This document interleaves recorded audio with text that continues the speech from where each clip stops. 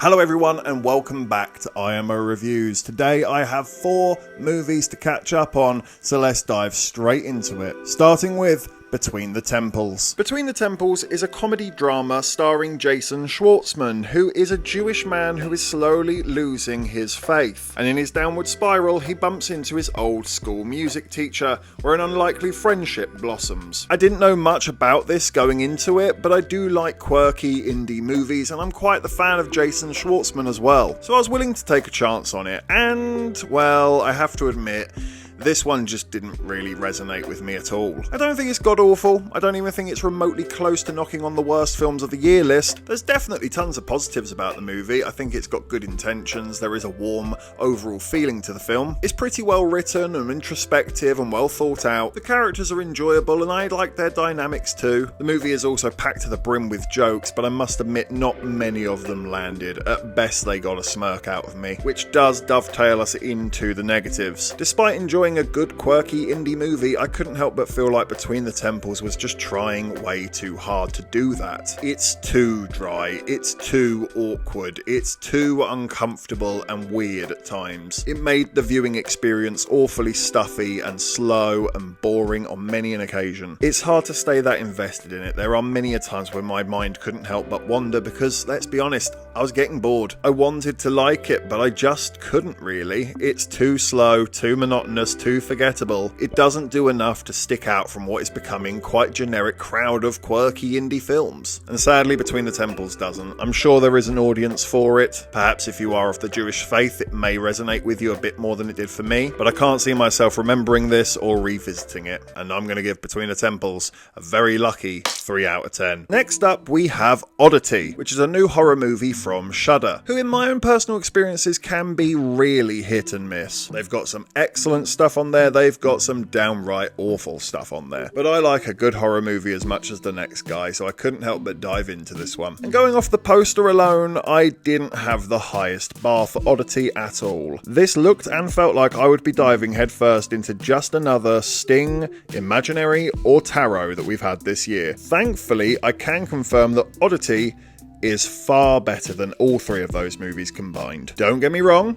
it's not perfect, and we have a ton of problems to deal with, but let's get into the positives first, shall we? Oddity tells the story of a blind, psychic woman who is investigating the mysterious death of her sister. Straight out of the gates, I noticed some pretty good cinematography here. I thought the main set and location was pretty impressive and very well utilised. It is creepy, and they do bring that to life in the film. They do an excellent job of understanding suspense and tension. There are plenty of moments where you are on the edge of your seat and waiting in silence for something to happen. It's very effective, and I have to give them huge praise for that. Nobody likes an over-reliance on jump scares, and thankfully I don't feel they were over-reliant on them. They definitely have a good 4 or 5, but it never got annoying or repetitive. In fact, I thought they used them well enough where sometimes things don't jump out. It's just there to build the suspense. Keeps you on your toes. And when they do have a jump scare, I must admit there's at least 2 that did genuinely make me jump. It is an unsettling image that they put on the screen to get you. It worked. It was effective. Fair play, Oddity. Now, the story is undeniably a bit on the goofy side, but I must admit,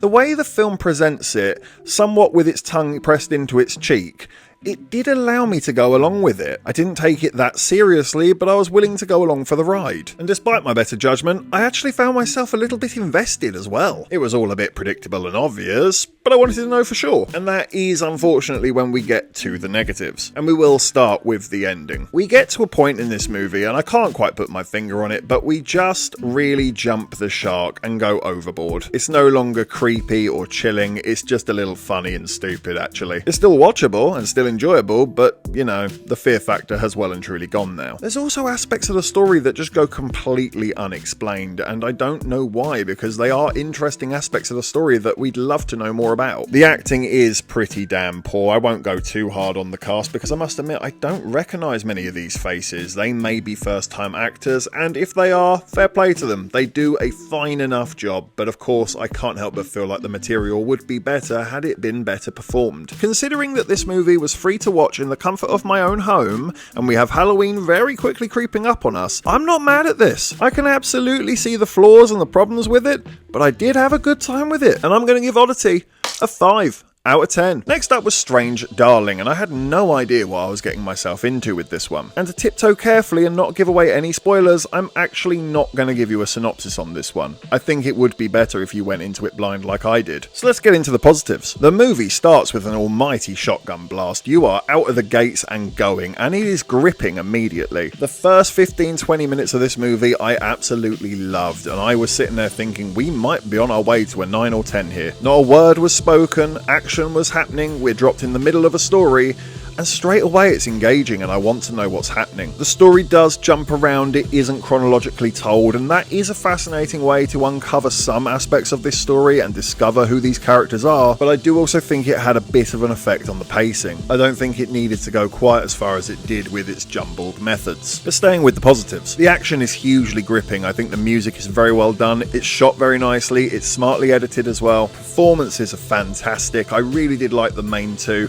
they have a great dynamic, they bounce off each other fantastically. It's wholly unique in its story. The movie constantly kept me on my toes. Just when I thought I knew where it was going, it threw me a wild curveball and went in a completely different direction, and it was for the better. But the film, sadly, isn't perfect, not by a long shot. As I previously mentioned, the jumbled storytelling does have a huge hit on the pacing. It's not an overly long movie, but it does feel like one. I think the message gets a little bit lost and confused along the way. I did pick up on what they were putting down, but I don't think it's the smartest and cleanest of executions. And as much as I enjoyed the performances, I can't say I actually enjoyed the characters. I don't think you're meant to, but it would have been nice to latch onto somebody here. It is very enjoyable and I still think you should check it out, but I'm going to give Strange Darling a 7 out of 10. And last but not least, it's Cuckoo. Cuckoo tells the story of a young American girl who reluctantly leaves to go and live with her father in a resort in the German Alps. But something strange and sinister seems to be going on in the resort. I was quite excited to check this one out, and thankfully I was not disappointed. Despite the rather obvious and generic horror setups and tropes that are littered throughout the movie, I think Cuckoo managed to bring something refreshing and new to all aspects of it. The characters were likeable and interesting, Hunter Schafer in particular. She was relatable and her family situation was understandable. She was a good leading girl and you wanted to cheer her on. The creep factor is decent. I can't go as far as calling the movie scary,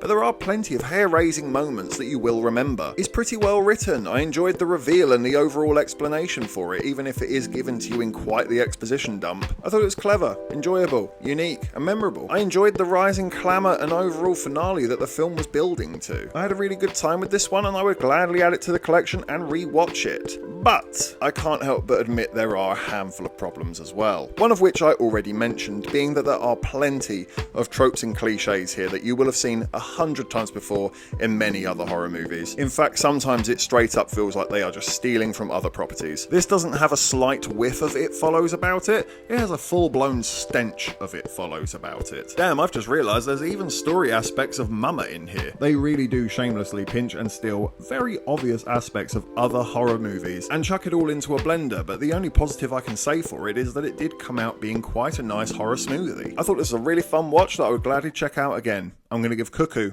a 7 out of 10. Thank you for watching this movie review catch up. Please be sure to hit that like button, hit the subscribe button, and please do hit the comment section as well. Take care, and I look forward to seeing you in the next review.